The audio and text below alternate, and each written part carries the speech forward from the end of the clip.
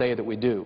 Americans, investors, small businesses are putting off decisions about hiring, about putting their capital to work and growing this economy. Madam President, I yield the floor. The senator from Vermont. Madam President, next week I'll probably speak more about this, but we look at tax policy and debt and whatnot. I would urge that senators may want to look at the article written by Walter Pincus in today's Washington Post. You know, the two wars we've been in, Iraq and Afghanistan, two of the longest wars in America's history, they're noted not just for their length, for the fact that it's the only time America's gone to war where we have not had a special tax to pay for the war. In fact, the only time America's gone to war where we not only haven't had a tax to pay for the war, but we've ended up with a tax cut, and we end up trillions of dollars in debt as a result. I hope we'll come to the time that we'll say, especially wars of choice, these were in cases where we were attacked, totally unnecessary war in Iraq, totally unnecessary. We went to war in Iraq, and we said we'll put it on a credit card. Or said there were no weapons of mass destruction. Iraq had nothing to do with 9/11.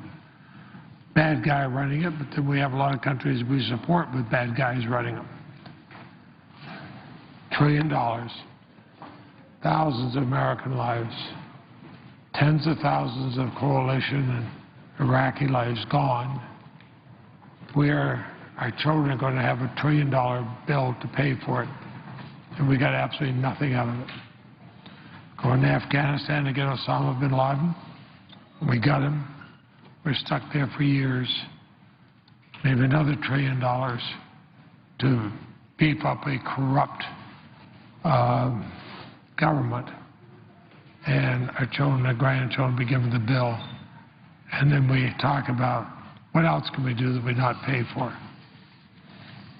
We should think about it. Let me speak about a more positive thing. Earlier today, the Senate passed legislation to address one of the most significant legislative issues on our agenda this year. We made needed reforms to our nation's agriculture and food system. Before I even start, I've been both chairman and ranking member of the Agriculture Committee, and I think I can say probably as well as anybody here how much thanks the United States Senate and the country owes to Chairwoman Stabenow and Ranking Member Roberts, who did what senators are supposed to do. They worked together in a bipartisan way to advance the Farm Bill, the Agriculture Reform, Food and Jobs Act of 2012.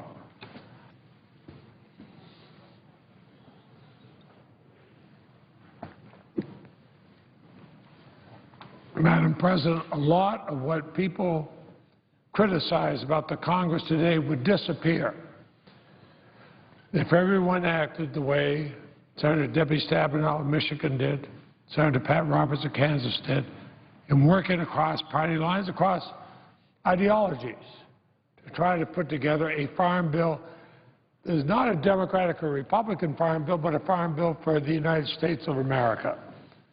And I am so proud of them. I mentioned earlier today that Chairwoman Stabenow, I don't know how many times she called me on weekends when I was at my home in Vermont, or sending emails late in the evening because she was trying to keep this coalition going.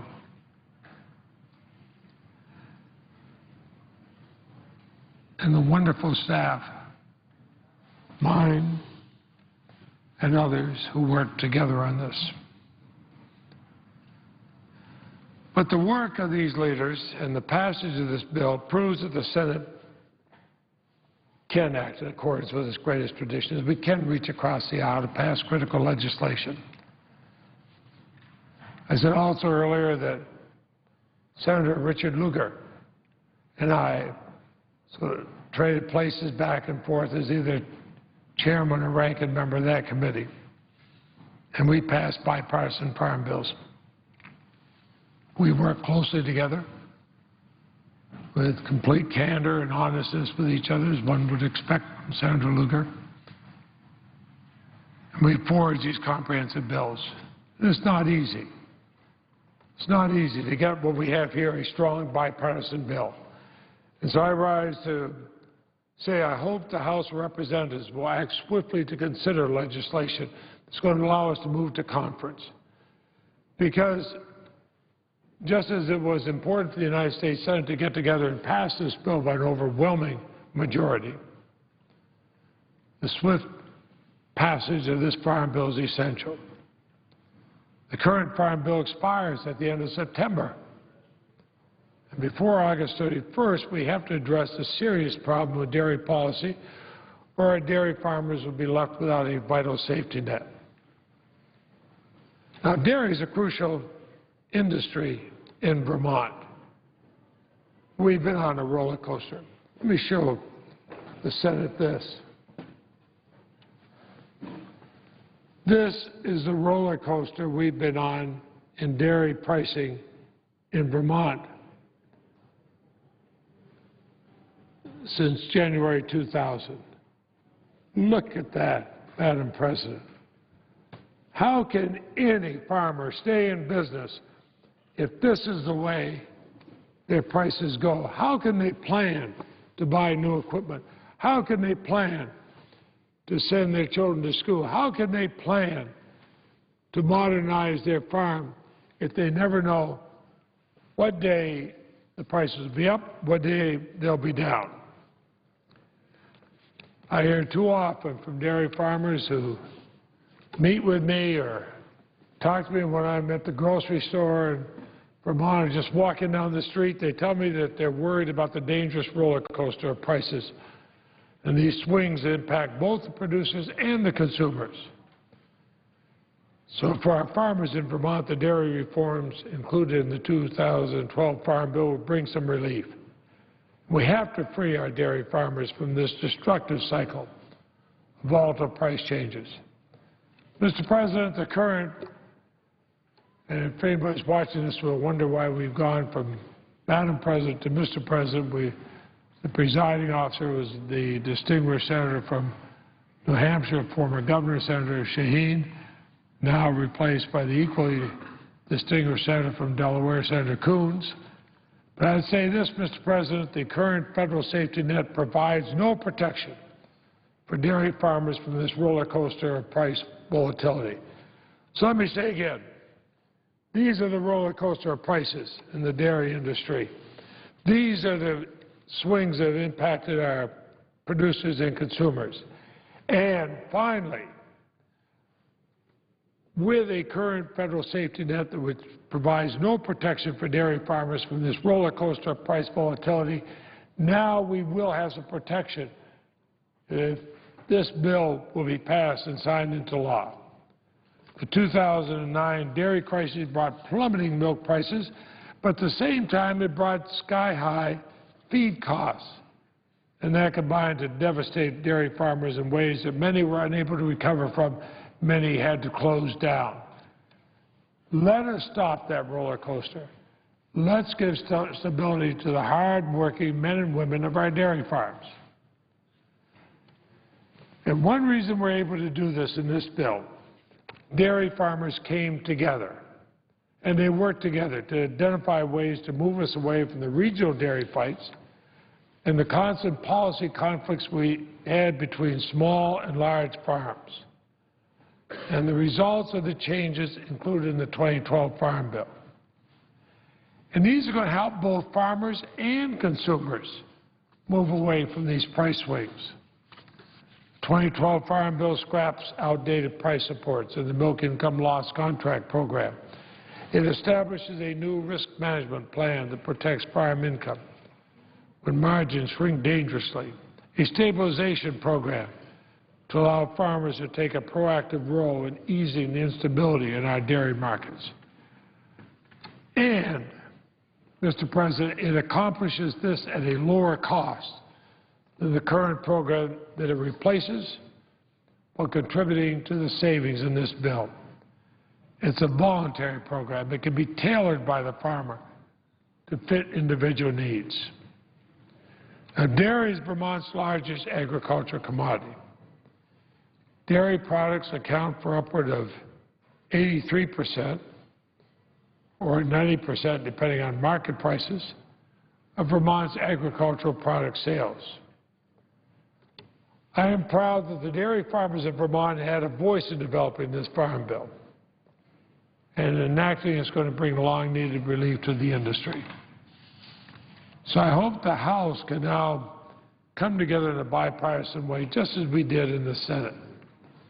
Quickly pass a bipartisan farm bill. Republicans and Democrats alike in this body came together and showed it can be done. And we know the impact of this legislation goes well beyond our farms and forests to our economy, our families, and our kitchen tables. Mr. President, I ask unanimous consent that my whole statement can be made part of the record. Without objection. Mr. President, I yield the floor to suggest the absence of quorum. Clerk will call the roll. Mr. Coco.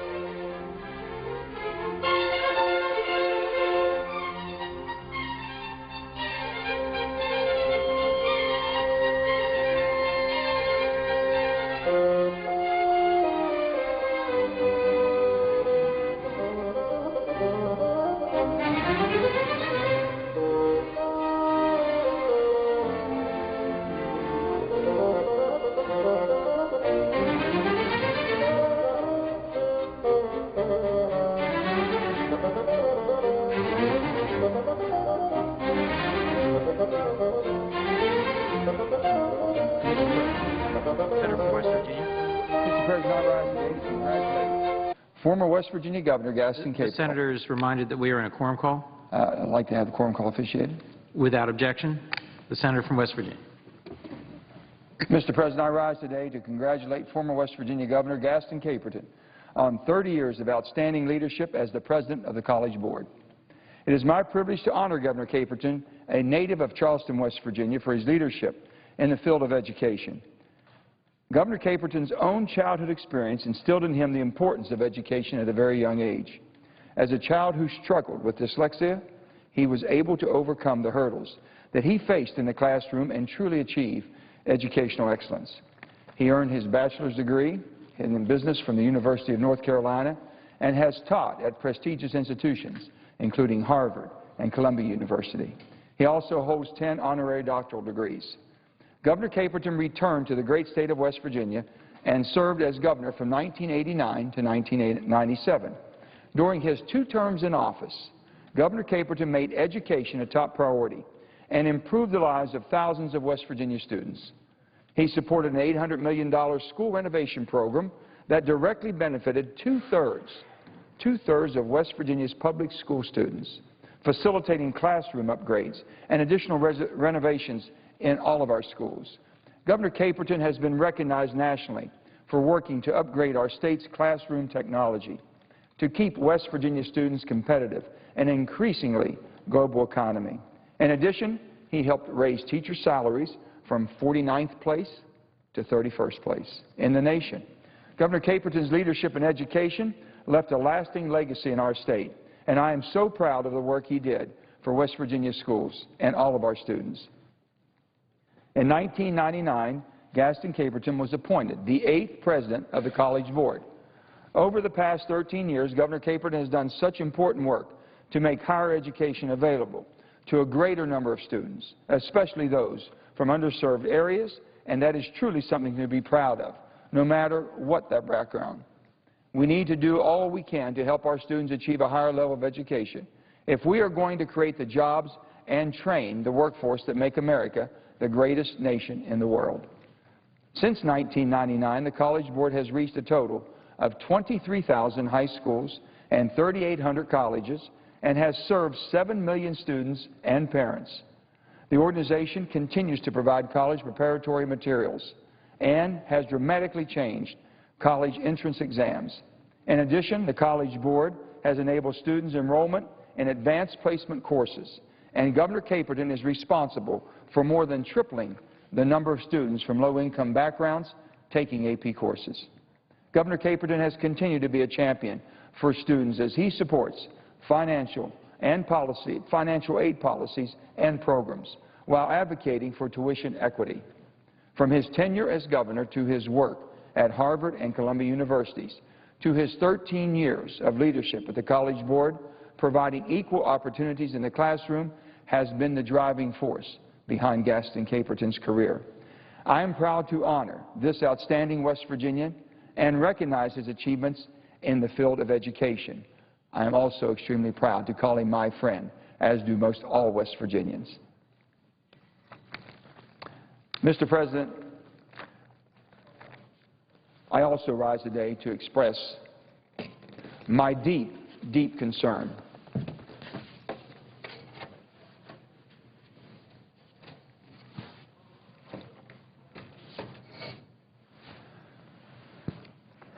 and my disappointment that the special interest groups that have a vested financial interest in this issue have derailed a strong effort to fight the prescription drug abuse. It's an epidemic that is devastating communities all across this nation. They got their victory,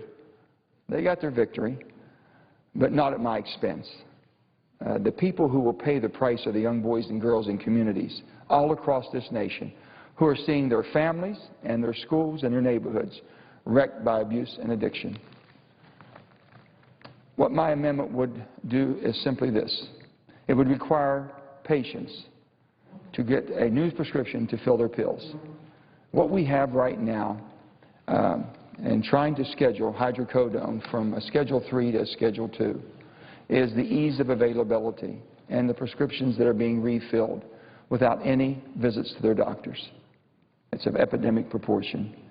The pills would have to be stored and transported more securely, and traffickers would be subject to increased fines and penalties. I'm not trying to put anyone out of business. I am fighting for this amendment. I asked anyone and everyone who was opposed to come to see me, and if we could find a way to work together, we would do that.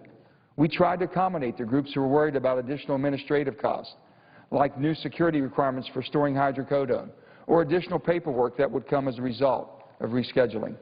But at the end of the day, these groups seem more concerned with their business plans and the ability to sell more pills than the responsibility we all have to protect the future of this country and the future of the generation that we are counting on to lead and defend this country. Since the moment the Senate adopted my hydrocodone rescheduling amendment, lobbyists have been turning out in droves to fight this effort to limit people's ability to get pills too easily and abuse them. Yesterday, these lobbyists got a victory. And when the House of Representatives passed a compromised version of the FDA bill that does not contain my amendment, and then I assume that the Senate will do the same also. Just a few weeks ago, it was a different story. I was so proud when the Senate unanimously adopted this amendment because this is a problem that affects every single member in every single state. I don't know of a person in this country that doesn't have somebody in their immediate family, extended family, or a close friend that has not been affected by the abuse of prescription drugs. Mr. President, where I come from, that's an epidemic. And it's an epidemic that we all have and we're facing. In fact, prescription drug abuse is responsible for about 75% of drug-related deaths in the United States, 90% in my state of West Virginia. According to the White House Office of National Drug Control Policy, prescription drug abuse is the fastest-growing drug problem in the United States, and it's claiming the lives of thousands of Americans every day. Mr. President, I understand that limiting the access to hydrocodone pills doesn't necessarily fit into the model of selling more product. But I also understand this, that we have a responsibility to this nation, and most importantly, to the next generation, to win the war on drugs. I've been a business person all of my life. I understand that in business you have to have a good business plan to be successful. You should also have the ability to alter that plan when necessary while still being successful. I assure you that this is one of those necessary times. The health of our country and the public good are at stake. I'm hearing on a daily basis from people, small businesses, medium-sized, large businesses, that are having a hard time finding qualified workers who can pass a drug test. We have folks who can't get the type of education they need to be part of the workforce of the 21st century because they are drug impaired. I've been in Washington a short time compared to some of my colleagues, but I've been here long enough to know the pressures that members face around here when special interest groups get entrenched.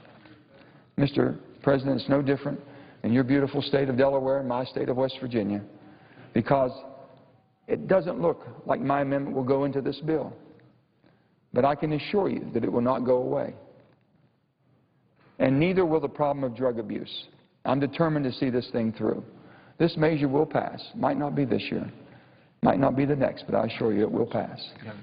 Mr. President, until we do something, there are going to be families that are separated and torn apart because of drug abuse. And little kids who come to me and you and plead for help because their daddy's addicted or their mother is hooked on drugs, or that they've had a brother or sister or a friend that's overdosed or died. I don't pretend that this amendment will solve the entire problem of prescription drug abuse, but when every law enforcement agency, listen, every law enforcement agency in America, every one of them to a T, that we rely on to fight the war on drugs, has supported this amendment openly and spoken out loud and clear that it would help them tremendously. And I don't know how we can ignore this problem much longer. The fact is we must act, and I can assure you that working together, as we do, we will find a way to move forward with this vital piece of legislation. Mr. President, I promise you this, that I will continue to fight this war on drugs with you, and I urge all of my colleagues to do the same. This is a war that we cannot afford to lose. Thank you, Mr. President. I yield the floor, and I notice the absence of a quorum. Oh, I'm sorry. Mr. President, Does the senator withhold his call? Pardon? Does the senator withhold his call for a Yes. bill? Yes. The senator from Wyoming. thank you, Mr. President, and I appreciate that from the senator from West Virginia. I come to the floor, Mr. President, today to do what I've done week after week since the health care bill was signed into law by President Obama, to offer a doctor's second opinion about the health care law, a law that I believe is bad for patients, bad for providers, the nurses and the doctors who take care of those patients, and I believe it is terrible for the American taxpayers. And I come to the floor today, Mr. President, because the Supreme Court is soon going to rule on the constitutionality of the President's health care law. The Court's decision will revolve around primarily the individual mandate, the component of the law requiring all individuals to purchase not just health insurance, but government-approved health insurance. Never in the history of this country has the federal government required individuals to purchase a product, to come into your home and tell you you must buy a government-approved product. Why? Well, simply because you happen to be a citizen of the United States. You know, the American people are not happy with this mandate. They, as a matter of fact, a recent Gallup poll found that 72% of Americans believe that the mandate is unconstitutional. The results of the Gallup poll, however, are not surprising. As I travel across Wyoming, I hear constantly from people who are opposed to the mandate. Now, it's not just the mandate that they're opposed to, but specifically the mandate is the thing that brings people all across the country together to be opposed to the law. It's interesting because as I go and have meetings and talk to folks and say, okay, under the President's health care law, remember the one where he promised that the insurance rates would drop like $2,500 per family? How many of you believe that actually your own insurance rates would go up? And every hand goes up. And then you say, and how many of you think that the quality and availability of care for you and your family is going to go down? And again, the hands go up. So it is not just the mandate, it is the entire health care law that is a problem for patients and providers and the taxpayers. But the mandate is interesting, Mr. President. I bring this to the attention of the Senate today because President Obama at one point was opposed to the mandate. When he was running for president, during his campaign for the White House, then a senator from Illinois, Senator Obama, quipped, quote, "If a mandate was the solution," he said, "we can try to solve homelessness by mandating that everybody should buy a house." Now the President's tune has obviously changed. Now, I believe the mandate is unconstitutional. I believe that if the Court strikes down the mandate, the rest of the law should also be found unconstitutional. You know, during the health care debate 2 years ago, supporters of the law repeatedly stated that the mandate was an essential component of the law. So let's review what folks have said. Well, Secretary of Health and Human Services Kathleen Sebelius, Attorney General Eric Holder, they wrote in the Washington Post. They wrote an op-ed in the Washington Post, and what they wrote is, they said, without an individual responsibility provision, is what they call the individual mandate, they said, the law doesn't work. The law doesn't work. Former Speaker Nancy Pelosi also came to this same conclusion. In 2 separate blog posts, she stated that without the individual mandate, the math, she said, behind the health care law does not work. The current chairman of the Senate Finance Committee, Senator Baucus, also came to this same conclusion during the debate on the health care law. During a committee hearing, Senator Chairman Baucus stated that allowing individuals to opt out, he said, of the individual mandate would, quote, strike at the heart of health care reform. Finally, Senate Democrats in their amicus curiae brief filed with the Supreme Court argued that the individual mandate, they said, is an integral part of the health care law. Seems to me that supporters of the law from the very beginning of this debate recognized that without the individual mandate, the rest of the health care law would need to go away. Now it seems Washington Democrats are changing their tune and coming to a different conclusion. In a story published by the Associated Press on June 18th of this year, it was reported that, quote, the Obama administration plans to move ahead with major parts of the President's health care law if its most controversial provision, obviously the individual mandate, does not survive. In fact, an anonymous high-level Democratic official declared that the administration would move, quote, full speed ahead, close quote, with implementation of the health care law. Seems the administration only views the mandate as essential when it is politically convenient. As I've stated many times before, Mr. President, I believe the entire health care law needs to be completely repealed and replaced.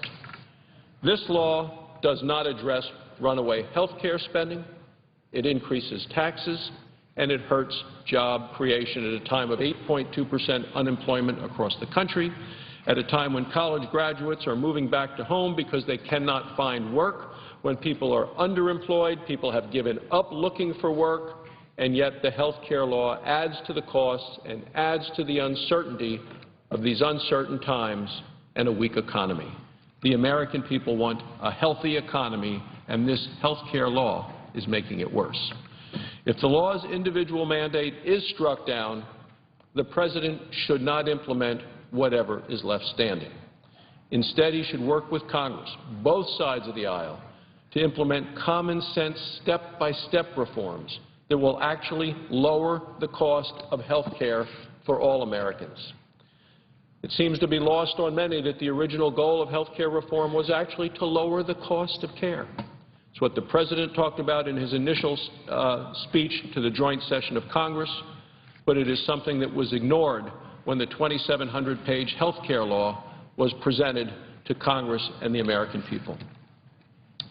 Americans know what they want. They know what they've been looking for in a health care law, and this isn't it. Americans deserve a law that helps them get the care that they need from the doctor that they choose, not that the government chooses, not that the insurance company chooses, the doctor that they choose, and at lower cost. Thank you, Mr. President. I yield the floor. Mr. President, I note the absence of a quorum. Clerk will call the roll. Mr. Akaka.